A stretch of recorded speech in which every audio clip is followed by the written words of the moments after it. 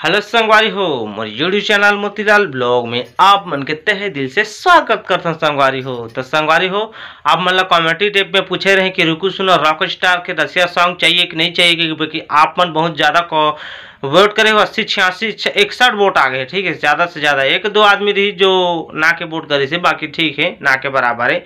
ठीक है, तो एक ठो गलती होगी संगवारी हो।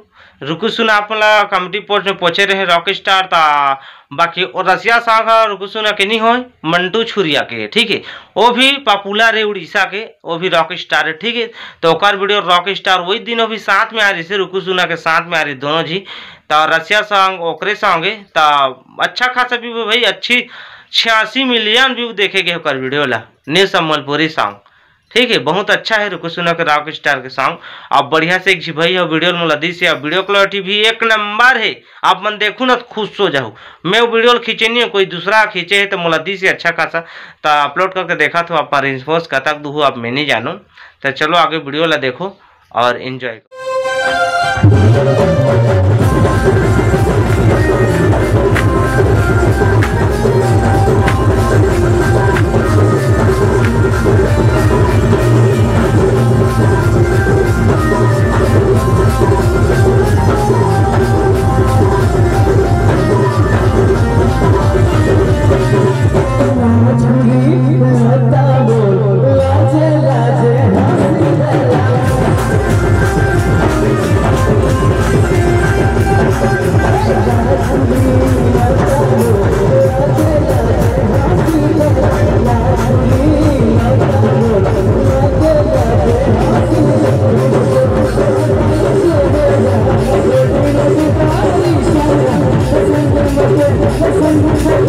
No.